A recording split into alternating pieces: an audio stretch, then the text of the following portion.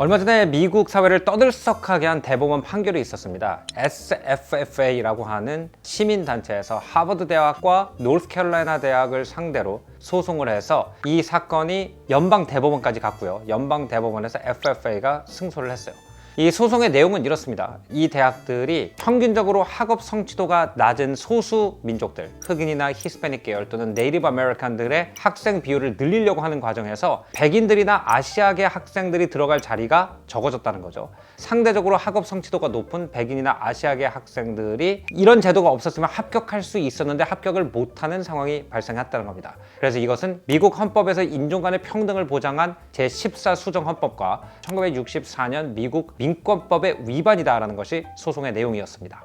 미국 사회에서는 이제 이 판결이 Affirmative Action의 종말이다라는 식으로 해석이 돼요. Affirmative Action이라는 건 1960년대, 이제 흔히 우리가 Civil Rights Era, 인권 시대라고 불리던 시대부터 지금까지 시행되던 소수민족 우대 정책을 총칭해서 부르는 말이에요.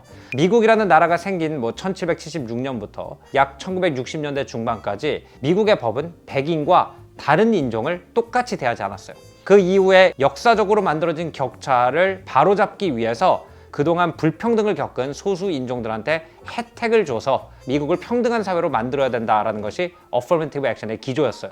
근데 이런 것이 위헌이라고 판결이 났기 때문에 Affirmative Action이 실제로 필요 없는 제도고 효용성이 없는 제도였나, 아니면은 아직 미국이 인종 간의 평등을 이루기까지 갈 길이 먼데 너무 빨리 이런 제도를 없앴나 라는 것에 대해서도 활발한 토론이 이루어지고 있습니다. 그래서 일단 대법원이 어떻게 해서 이런 판결을 내렸나, 또 대법원 판사들 중에서도 이 판결에 반대하는 사람들은 어떤 소수 의견을 냈나, 그리고 이 판결에 대해서 언론은 어떻게 반응하고 있는지를 보면 재밌을 것 같아서 오늘 컨텐츠 준비해 봤습니다. 일단 판결문 제일 윗부분에 Opinion of the Court, 판결을 어떻게 냈는지에 대한 논리를 쭉 설명하는 부분이 있습니다. 정치제도가 평등의 원칙에 기반하여 만들어진 자유인에게, 즉 미국 시민에게 시민을 조상이 누구였는지에 따라 구분한다는 것 자체가 가증스러운 일이다 라는 표현이 있었습니다. odious. 듣기만 해도 부들부들 떨리는 일이어야 된다라는 거죠. 미국이라는 나라 자체가 내 부모나 내 조상이 누구였는지에 따라서 신분이 결정되는 것을 싫어서 온 사람들이 만든 나라잖아요. 인간은 다 개별적이고 자유롭다라는 원칙 아래서 세워진 나라인데, 그런 나라에서 어떤 이유가 됐건 내가 평가를 받는데 내 조상이 누군지를 따지는 것 자체가 미국 민주주의의 원칙에 어긋난다라는 것이 판결문에 들어가 있습니다. 이번 대법원 의견은 9명의 대법관 중에 6대3으로 나뉘었어요. 그래서 6명은 판결에 찬성을 했고 3명이 반대 의견을 냈는데, 찬성 의견 중에는 토마스 대법관의 의견이 있습니다. 14 수정 헌법은 인종 중립적 용어를 사용했으며 법적 특권과 보호를 모든 시민으로 확대하였다. 토마스 대법관은 미국의 헌법을 Color Blind Constitution이라고 얘기를 해요. 피부색을 보지 못하는 법이라는 거죠. 즉 사람의 인종을 전혀 고려하지 않고 그 사람의 행동과 능력과 어떤 결과를 냈는지만 보고 판단하는 것이 미국 헌법에서 보장하는 공정이다라는 걸 얘기하고 있는 것 같습니다. 모든 미국 학생들이 고등학교에서 공부하는 인종차별에 관련된 2개의 이전 대법원 판결을 인용을 합니다. 플래시스 vs 퍼거슨에서 할란 대법관의 의견도 마찬가지였다. 그는 우리의 헌법은 인종 중립적이다. 영어로 뭐라고 썼냐면은 Our Constitution is color blind. blind라는 표현을 또 한 번 썼습니다. 색깔에 눈이 멀어 있다. 또 브라운 vs 교육이사회에서도 교육의 기회를 제공하는 데 있어서 인종을 기준으로 사용할 권력을 거부하였다. 오늘 대법원의 의견도 이와 같다. 법 앞에서 모든 시민의 절대적 평등을 요구하는 것이다. 그리고 이제 대법원에서 2003년에 굉장히 유명한 판결이 있었습니다. 그로터 vs 볼린저라는 판결이 있었는데, 그로터 대 볼린저 판결은 대학이 인종별 차등을 두는 것을 정당할 수 있을 정도로 강력한 단 한 가지 이유만을 인정했다. 다양성을 갖춘 학생 구성의 교육적 효용이다. 하지만 인종을 기준으로 한 다양성이 어떻게 이 교육적 목표에 공헌하는지는 불분명하다. 아팔레차 산맥의 시골에서 자란 백인 학생과 샌프란시스코 부유한 교회 지방에서 자란 백인 학생의 인생관의 다양성이 맨하탄 어퍼리스트 사이드에서 엘리트 학교를 나온 한 명은 백인이고 한 명은 흑인인 학생보다 더 다양하다고 볼 수 있다. 다양성이라는 것은 개개인의 경험에 따라서 달라지는 것이지 인종에 따라서 달라지는 게 아니라는 거죠. 다양성을 보장하기 위한 크라이테리아가 인종이라는 것은 인정하기 어렵다라는 것이 토마스 대법관의 의견입니다. 반대 의견 중에서 소토마이어 대법관의 의견이 가장 많이 인용이 됩니다. 뿌리 깊은 인종 간의 불평등은 아직도 현실이다. 인종 간의 불평등이 있는 사회가 인종을 무시한다고 평등이 이루어지지 않는다. 1860년대의 사실이었던 이것은 1954년에도 사실이었고 오늘날도 사실이다. 평등을 이루려면 불평등을 인지해야 한다는 것이다. 정부에서 법으로 인종을 분리시킨 역사는 100년이 넘고 미국 사회는 아직도 인종별로 격리되어 있다. 흑인과 라티노 학생의 절반 정도가 75% 이상이 인종적 소수자로만 이루어진 격리된 것이나 마찬가지인 학교에 다닌다. 인종 격리의 정도가 심한, 즉 90%에서 100%가 소수 인종으로 구성된 학교의 퍼센트도 급격하게 늘어났다. 결국 미국이 모든 인종이 다 같이 살아가는 사회가 되는 것이 어포머티브 액션의 목적인데 그런 골이 달성됐다고 보기 어렵다는 거예요. 왜냐하면 소수 민족으로만 이루어진 그런 학교들이 오히려 줄어드는 것이 아니고 늘어나고 있기 때문에 어포머티브 액션이 처음 시작했을 때의 역사적 상황이 아직도 유효하다라고 얘기를 하고 있습니다. 주거지의 인종 간 격차와 지역 부동산세의 의존도가 강한 교육 자금 조달 제도와 합쳐지면 이 상황은 인종 소수자들이 훨씬 더 적은 교육 자원을 가진 학교를 다닌다는 현실을 만들어낸다. 제가 다녔던 미시간에 있는 고등학교도 잉햄 카운티라고 하는 군 정도 되는 행정 구역이 있었습니다. 거기서 실제로 부모들이 교육세로 지불한 돈을 사용을 했어요. 그러다 보니까 부유한 지역에 있는 학교는 1년 내내 온수가 나오는 수영장이 있다든지 농구장도 야외 농구장하고 실내 농구장이 분리되어 있을 정도로 시설이 좋았었고요. 그에 비해서 이제 가난한 동네에 있는 학교 같은 경우에는 정말 저기가 학교인가 감옥인가 싶을 정도로 철조망으로 이렇게 돼 있고 혹시 무기 가지고 오지 않나 메탈 디텍터 통과해야 되고 그런 학교들이 있었거든요. 그러면은 한 인종은 주로 이런 학교를 다니고 다른 인종은 주로 저런 학교를 다닌다고 쳤을 때 그 학생들의 성적을 수평 비교하는 것이 그 학생들의 메리트를 제대로 평가하는 것인지에 대한 의문은 옛날부터 미국 사회에서 제기되고 있었고 이런 의문을 소토마이어 법관도 또 제기를 하고 있는 거죠. 이런 역사적 배경을 기반으로 하버드나 북캐롤라이나 대학은 스스로의 과거와 그 잔재를 점검했다. 인종은 미국 역사에서 중요했고 지금도 중요하다는 현실을 인정하면서 대학들은 다양성과 포용을 기관의 목표로 설정한 것이다. 법원은 오늘 피고에 장려할 만한 사업을 가로막고 교육에서 인종적 불평등을 고착시키는 결정을 내렸다. 이번 대법원 판결에서 많은 대법관들이 폈던 논리가 인종으로 인간을 분류하는 것 자체가 불가능하다라는 논리였어요. 예를 들어서 인종이라는 분류 자체가 앞뒤가 안 맞는 일반화이다. 아시아인을 예로 들어보자. 이 카테고리는 동아시아인, 즉 중국, 한국, 일본계와 남아시아인, 인도, 파키스탄, 방글라데시인을 한 무리로 쓸어 담는다. 이들을 합치면 세계 인구의 60%가 넘는데도 말이다. 셀 수 없는 문화와 언어 그리고 역사적 경험을 가진 아주 많은 사람들을 한 덩어리로 분류한다. 이 사람들이 비슷한 배경, 비슷한 사고와 경험을 가졌다고 믿을 사람은 아주 적을 것이다. 히스패닉이라는 카테고리는 조상의 언어가 스페인어, 바스크어, 카탈라너인 사람뿐 아니라 위 언어를 전혀 구사하지 못하는 마야, 믹스텍, 자포텍의 후예들, 또 조상이 아이베리아 반도가 아니라 아메리카 대륙과 깊은 관계가 있는 사람을 전부 한 범주로 커버하려고 한다. 백인이라는 범주 안에는 유럽, 인도 서쪽으로의 아시아, 즉 서남아시아죠. 북아프리카인을 한 범주로 묶으며 웨일즈, 노르웨이, 그리스, 이탈리아, 모로코, 레바논, 터키, 이란인의 후예가 포함되어 있다. 이라크와 우크라이나 난민과 영국 왕족이 한 분류로 여겨진다. 또 흑인 또는 아프리카계 미국인은 남부 시골에서 가난하게 자란 흑인과 함께 부유한 나이제리아 일대 이민자의 자녀, 그리고 미국 교회 지역에서 평범하게 자란 혼혈 중 흑인으로 스스로를 분류한 사람 등이 표현된다. 그러면서 이제 미국이 인종 간의 결혼도 잦아지고 이민을 오는 나라의 숫자도 증가하면서 옛날처럼 저 사람은 백인, 저 사람은 아시아인, 저 사람은 흑인, 저 사람은 히스패닉이라고 분류하는 것 자체가 불가능한 사회가 되고 있다. 그리고 스스로 너는 아시아 사람이야? 너는 흑인이야? 라고 묻는 행동 자체가 인종에 대한 일반화와 차별을 고착시킬 수 있는 사고다라고 얘기를 합니다. 자, 그러면 이제 미디어에서 이 판결에 대해서 어떤 찬반 논리를 펴고 있는지를 한번 보겠습니다. 이 어포머티브 액션을 폐지해야 된다고 주장을 하고 있었던 월스트리트 저널에서 대법관에서 이 소송을 받아들였을 때 쓴 기사 내용을 볼게요. 2022년 10월 4일에 나온 기사인데요. 대학에서 인종에 의한 혜택이 주어지기 시작한 이후 사회학자들이 미스매칭이라고 불리는 현상이 나타나기 시작했다. 즉 학생과 학교가 매치가 똑바로 안 됐다는 거죠. 미스매칭이란 건. 흑인 학생들은 해당 학교의 평균보다 훨씬 더 낮은 학업 성취도를 가지고도 입학 허가를 받게 된다. 결과적으로 흑인 학생들은 학업에 어려움을 겪게 되고 학업을 중단할 가능성도 비율적으로 높았으며 원래 의도하던 학과보다 쉬운 전공으로 바꾸는 경우가 상대적으로 많았다.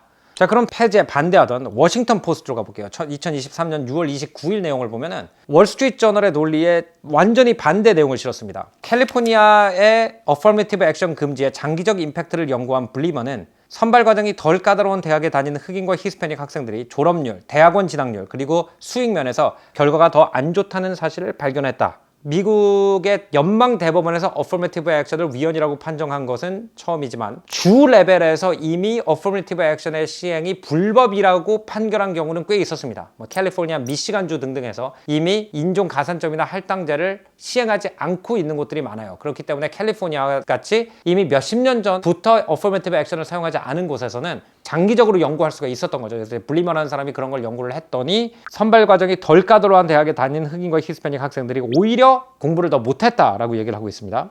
블리머에 의하면 더 까다로운 대학에 갔다면 이 흑인과 히스패닉 학생들은 다른 곳에서 만들 수 없는 네트워크를 만들거나 고등학교 환경에서 얻을 수 없는 특정한 정보를 얻을 수 있을 것입니다. 이런 네트워크는 노동시장에서 더 높은 수익으로 환산됩니다 라고 말했다고 해요. 이전에 캘리포니아 대학에 지원했던 학생들 중 30대 초반에 10만 달러 이상을 벌고 있는 사람의 숫자는 어퍼미티브 액션의 혜택을 본 세대에 비해 이것이 금지된 이후에 3% 줄어들었다. 월스트리트 저널의 미스매칭 이론과 반대로 실제로 흑인과 히스패닉 학생들이 덜 좋은 대학에 가게 됐을 때 학업 성취율이 더 낮아졌다라고 얘기를 하고 있습니다. 사실 우리나라에서 이 판결이 많이 보도가 된 이유는 따로 있죠. 이 논란의 중심에는 아시아계 학생들이 있었어요. 아시아계 학생들은 평균적으로 미국에서 학업 성취율이 가장 높은 인종군에 속하기 때문에 이런 어퍼미티브 액션에서 어떻게 보면 가장 많은 손해를 보는 인종이라고도 볼 수 있을 것 같아요. 미국의 보수 언론 중에 하나인 내셔널 리뷰에서는 사실상 이 어퍼미티브 액션이 아시아 인종에 대한 차별이었다라고 얘기를 하고 있고요. SFFA에서도 그들이 대변해가지고 소송을 제기했던 하버드 등에서 탈락한 학생들이 아시아 계열이기도 했습니다. 흑인 학생들을 위해 학교들이 저울에 손가락을 올려줄 뿐 아니라 아시아계 미국인들에 대한 실질적 차별도 반영했다. 저울에 이 학생과 이 학생 중에 누구를 받아들일까 하면 한쪽으로 이렇게 기울여야 되는데 무게가 없어가지고 이렇게 간 학생 손가락을 올려가지고 이렇게 맞춰줬다는 거죠. 학교들이 저울에 손가락을 올려주는 과정에서 아시아계 미국인들에 대한 실질적 차별이 있었다는 겁니다. 미국에서 그들만의 특수한 차별의 역사가 있는 특히 1, 2대 이민자들이 중심을 이루는 그룹이다 라고 얘기를 합니다. 다른 소수 인종들이 미국에 온 지 3세대, 4세대가 됐다면 아시아인들은 1대 2대이기 때문에 조금 더 페널티가 있는 채로 시작을 하기도 했었고, 게다가 미국에서 Chinese Exclusion Act라고 그래가지고 중국 이민자한테는 시민권을 주지 않으려는 법도 있었고, 중국이라고 했지만 동아시아 전체가 포함되어 있기도 했습니다. 또 Japanese Internment라고 그래가지고 2차 세계대전 때 일본 핏줄을 가졌다는 이유로 일본과 미국이 전쟁을 시작하자 강제 이주된 경험도 있어요. 그러니까 그들도 Affirmative Action에서 이익을 본 게 아니라 손해를 봤다라고 얘기를 합니다. 대학이 너무 성공적인 소수민족을 상대로 차별을 한 역사는 이번이 처음이 아니다. 많은 엘리트 대학들이 대학이 너무 유대화될 것을 두려워해 유대인의 숫자에 쿼터를 둬서 제한한 역사가 있다. 지금 많은 대학들이 너무 아시아화될 것을 두려워하는 것과 마찬가지다. 이것은 반미국적인 사상이다 라고 얘기를 합니다. 법관 로버츠의 판결은 적절하다. 대학의 입학은 지로섬 게임이다. 한 그룹에게 주어지고 다른 그룹에게는 주어지지 않는 베네핏은 필연적으로 후자의 피해로 전자에게 어드밴티지를 준다. 하버드에서 뭐라고 주장을 했냐면은 우리는 소수민족한테 우대를 주기는 하지만 아시아인이나 백인들처럼 학업 성취율이 평균적으로 좋은 사람한테 감점을 준 적은 없다 라고 주장을 했기 때문에 마찬가지다. 대학은 한정된 자리를 가지고 싸우는 게임이기 때문에 어드밴티지를 주면 또 한 그룹은 피해를 볼 수밖에 없다라는 걸 이제 인용을 하고 있어요. 그래서 대부분의 아시아인들이 어퍼미티브 액션의 종지부를 찍는 거에 찬성했을 것 같지만 사실 에이션 아메리칸들이 가장 첨예하게 이 문제에 대해서 대립을 하고 있어요. 타임 잡지에 실린 기사를 한번 보겠습니다. 많은 AAPI들은 헌법재판소가 고등교육 입학에서 인종을 고려하는 것의 합법성과 합헌성을 확인했던 40년간의 법적 전례를 내던져버린 것을 애도하고 있다. AAPI라는 건 Asian American and Pacific Islander, 즉 아시아계 미국인과 태평양 군도인을 합쳐서 얘기하는 거죠. 태평양 군도인이라는 건 특히 미국이 식민화시킨 여러 태평양에 있는 섬의 원주민 후예들을 얘기해요. 하와이 원주민이라든지 마셜 제도 원주민들이라든지 US 버진 아일랜드에서 온 사람들. 하지만 또 법정의 판결을 축하하는 AAPI들도 있다. 어퍼미티브 액션의 가장 비판적인 반대자들 역시 AAPI였기 때문이다. 하버드 소송을 예를 들면 SFFA는 하버드가 고의적으로 아시아계 미국인들에 대해 인종차별을 했다면서 민권법 타이틀 6를 위배했다며 몇 명의 아시아인들을 대변해 고소를 진행했던 것이다. 근데 제가 이 타임 기사를 흥미롭게 봤던 이유는 이 기사를 쓴 사람이 에이시안 아메리칸들의 입장을 대변함에도 어퍼머티브 액션이 필요하다라고 얘기했기 때문에 이 기사를 한번 읽어보려고 합니다. 2021년 퓨 리서치에 따르면 25세가 넘는 아시아계 미국인의 54%가 대졸 이상의 학력을 가지고 있으며 미국 전체 평균 33%보다 높다. 하지만 아시아인 커뮤니티는 한 덩어리가 아니다. 아시아인들은 교육 성취도와 수익에서 가장 불평등이 큰 인종군이다. 대학 졸업률에서 인도계가 75%로 가장 높았지만 부탄과 라오스계 미국인들은 각각 15%와 18%였다. 태평양 군도인들은 더 많은 교육적 고충을 겪는다. 캘리포니아에서 말샬 제도와 통각의 대학 졸업률은 각각 11%와 14%에 머물렀다. 이 아시아인들을 하나의 그룹으로 봤을 때 54%란 굉장히 높은 비율이 나오지만 그 안에서의 빈부격차와 어느 나라에서 왔는지에 따른 학업 성취율이 워낙 다르기 때문에 아시아인들 전반의 위상을 봤을 때는 어퍼머티브 액션이 필요하다고 주장을 하고 있는 것 같아요. 만약에 입학제도가 순전히 시험 점수 위주였다면 오히려 아시아계 미국인 학생들의 숫자는 후진할 수 있다. 2021년 미국 조지타운 대학의 교육인력센터 조사에 의하면 미국 엘리트 대학에 다니고 있는 아시아계 학생의 5분의 1이 순전히 시험 점수 위주로 입학하지 못하였을 것이다 라고 분석을 했습니다. 그러니까 아시아인들이 학업 성취율이 높아가지고 손해를 보는 사람도 있지만 받지 못할 교육 기회를 받고 있는 사람도 상당히 많이 있다는 것을 지적하고 있어요. 이런 마인드는 AAPI와 다른 소수인종 커뮤니티가 같이 힘을 합쳐야 하는 시기에 갈등을 부추기는 독서적인 쐐기로 작용한다. 한국에도 많이 알려진 것처럼 코로나 시대를 맞으면서 아시아인에 대한 혐오 범죄가 굉장히 많이 급증을 한 것도 사실입니다. 그러니까 이런 시기에는 인종차별이라는 거에 대해서 같이 맞서 싸워야 되는데 이런 이슈로 아시아인들을 다른 유색인종으로부터 분리시키고 갈등을 조장할 수 있다라고 경고를 해요. 그러면서 아시아계 미국인들과 다른 인종들이 같이 힘을 합쳤을 때 얼마나 많은 것들을 이뤄냈는지에 대해서 또 얘기를 합니다.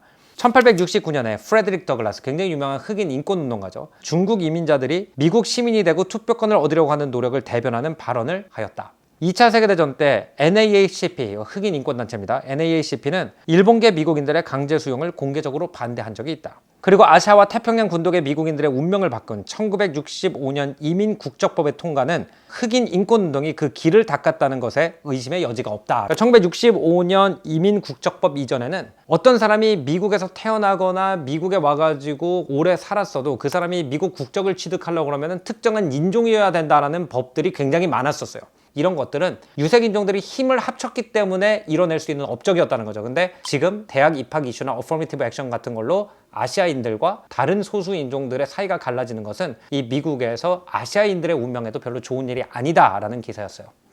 또 한편으로 아시아인들이 왜 화가 났는지 납득이 갈 만한 이유를 쓴 기사도 있었습니다. 2023년 3월 23일에 뉴요커에 나온 기사예요. 전반적으로 하버드는 아시아계 미국인들에게 더 높은 학력 점수와 외부 활동 점수를 부여했지만 백인에 비해서 낮은 개인 평점을 부여했다. 원고인 SFFA는 하버드가 개인 평점을 이용해 아시아인의 입학을 억제하고 암묵적 쿼터를 시행하려고 주장했다라는 얘기를 합니다. 그러면서 이제 하버드가 인종차별을 안 하고 있는지를 감시해야 되는 기관의 공무원과 하버드 어드미션 오피서 사이에 왔다 갔다 한 그 이메일에서 아시아인들을 비하하는 것 같은 표현이 많이 발견됐다는 거예요. 그러니까 예를 들어서 typical AACJR라는 표현이 있었다고 합니다. 근데 AA라는 건 Asian American을 뜻하고 CJR는 뭐의 약자인지 저는 못 찾았는데 하버드에 오는 목적이 단지 좋은 학력을 이용해서 의사가 돼가지고 돈을 많이 벌려고 하는 아시아 아메리칸 학생들을 AACJR라는 비속어로 하버드 입학사정관들이 부르고 있다라는 내용이 이 기사를 통해서 공개가 됐어요. 그래서 이런 실질적인 아시아인들이 당하는 스테레오타입이나 차별이 있기 때문에 결국 그 불만이 이런 소송으로 터져 나올 수밖에 없었다라는 것을 얘기하는 기사였습니다. 근데 이제 최근에는 이 SFFA에 의해서 이제 하버드의 입학 사정관 제도가 어떻게 작동하는지가 밝혀지면서 또 다른 논란이 터졌어요. 바로 아이빌리그 대학의 유구한 전통 레거시 어드미션이라는 것이 논란이 됐습니다. 레거시 어드미션이란 건 대대로 하버드에 나온 집이라는 것을 가문의 레거시로 만드는 것을 학교에서 일부 돕는 걸 얘기를 해요. 공부와 관련되지 않은 4가지를 고려한다 라고 써 있었습니다. 이 학생이 운동을 정말 잘해서 하버드의 다양한 운동팀에서 활약을 할 수 있는 학생인가? 이 학생의 부모가 거액 기부를 한 적이 있나? 그리고 이 학생이 교수나 교직원의 자녀 또는 하버드를 대대로 졸업한 집안의 자녀인가? 그리고 네 번째는 인종. 여기서 어떻게 보면 자기의 능력과 전혀 관계없는 게 바로 레가시 스테러스였기 때문에 만약에 인종을 고려하지 않는 완벽한 능력주의로 미국 대학이 간다 그러면 인종 차등제뿐만 아니라 레가시 스테이터도 같이 없애야 된다라는 논란이 일어나면서 미국 미디어에 많이 출연합니다. 그래서 이제 찬반 기사 하나씩만 읽어보겠습니다. 이제 월스트리트 저널에서 반대 기사를 썼습니다. 2023년 7월 4일에 나온 기사를 볼게요. 공정합니다. 모든 사람에게 똑같은 기회가 주어지는 것이고 누구에게도 특권이 주어지지 않는 것을 말한다. 하지만 오늘날 엘리트 대학의 입학은 특권을 가진 사람에게 더 많은 특권을 주는 혜택으로 가득 차 있다. 미국인들은 인종 혜택만큼 이런 관습에도 반대한다. 예를 들어서 부유한 기부자들 자식에 대한 특별 대우는 아주 지독하다. 한 연구에서 인종과 관련없는 4가지의 혜택을 연구했다. 스카우트된 운동선수, 하버드 졸업자, 기부자, 교수와 교직원 등의 자녀 등인데 연구는 2014년에서 19년 사이에 백인 하버드 합격자 중 43%가 이 4개 카테고리 중 하나에 속한다고 답변했다라고 얘기를 했습니다. 그러니까 들어오는 백인 중에 반 정도가 공부와 관련 없는 이유로 들어오기 때문에 이것도 경쟁 사회에서 공정한 경쟁이라고 할 수 없고 없애야 된다라고 월스트리트 저널에서 주장을 했어요. 근데 이제 그 한 달 전에 나온 기사입니다. 2024년 5월 10일에 포브스에서 나온 기사를 보면은 국립교육통계원 NCS 데이터에 의하면 미국의 기부기금 없이 운영될 수 있는 개인 대학은 거의 없다. 평균적으로 사립대학의 연간 운영비의 29%가 기부기금에서 온다. 학비, 기숙사비, 식비 등에서 오는 33% 비중과 거의 같은 수준이다. 우리가 대체로 아니 대학을 학비로 운영해야지 왜 기부금으로 운영해? 라고 할 수 있는데 미국 대학에 보면은 그 시설과 그 연구 환경이 정말 다른 나라 대학에 비해서 압도적으로 좋은 경우가 많거든요. 특히 돈이 많은 하버드나 아이빌리그 대학 같은 경우에는 그 이유가 뭐냐면은 학비로 1년 예산의 3분의 1만 충당을 하고 나머지 3분의 1 정도는 개인 기부금에서 오기 때문에 그런 세계 최고의 대학을 미국이 유지를 할 수 있다는 겁니다. 레거시 지원자들은 실제로 입학 등록률 가능성도 높고 out of pocket 튜이션도 더 많이 낸다. out of pocket 튜이션이란 건 뭐 장학금이라든지 이런 지원 없이 풀 튜이션을 그냥 캐시로 지불하는 걸 얘기하죠. 대체로 이 앞에서 나온 내용이지만 레거시 입학자들의 평균 가족 수익이 50만 달러 정도래요. 우리나라 돈으로 한 6억 정도. 그러면 이 학생들은 당연히 학비 지원 대상자가 아니고 하버드의 그 비싼 1년에 몇 천만 원이 되는 학비를 out of pocket으로 자기 주머니에서 꺼내서 그대로 학교에 주는 사람들이 된다는 거죠. 게다가 또 몇 대를 하버드를 나오거나 예일을 나온 학생들 같은 경우에는 그 집안 전체가 하버드 집안 또는 예일 집안이 되기 때문에 그 가문에서 하버드나 예일에 엄청나게 큰 돈을 기부할 가능성이 높다라는 거예요. 이 학생들도 자기의 방식으로 다른 학생들의 학업 환경에 기여를 하고 있다고 봐야 된다는 것이 폴브스의 의견이었어요. 제가 이 기사들을 쭉 읽으면서 생각했던 거는 이 논란의 이면에 굉장히 큰 미국 사회의 경제적 지각 변동이 있다고 생각을 해요. 요즘 미국의 서점에 가면 어디에나 중산층의 몰락에 대한 책들이 굉장히 많아요. 미국의 전통적인 중산층은 공장에서 일을 하는 산업 인력들이 상당히 높은 임금을 보장받기 시작하면서 나라의 경제가 발전하면서 굳이 대학을 나오지 않아도 안전된 생활을 할 수 있던 사람들로 이루어져 있었죠. 하지만 제조업이 해외로 나가거나 자동화가 되면서 이런 매뉴팩처링 이코노미가 노울레지 이코노미로 옮겨갔다고 하잖아요. 지식 경제로 옮겨갔다, 제조업 경제가. 그럼 이 지식 경제의 일원이 되려고 그러면 지식이 있어야 되잖아요. 그러다 보니까 옛날에 비해서 훨씬 더 대학을 졸업하는 것이 제조업이 무너지고 있는 사회에서는 생존의 필수 불가결 요소가 되고 그렇기 때문에 대학의 자리를 얻어내는 것이 이전처럼 양질의 교육을 받거나 내 재능을 더 발달시키겠다라는 목적보다는 진짜 내가 이 지식 경제에서 생존할 권리나 지식 경제에서 존재감을 나타낼 수 있는 자리를 가지고 싸우는 생사를 건 싸움이 돼가고 있는 것 같아요.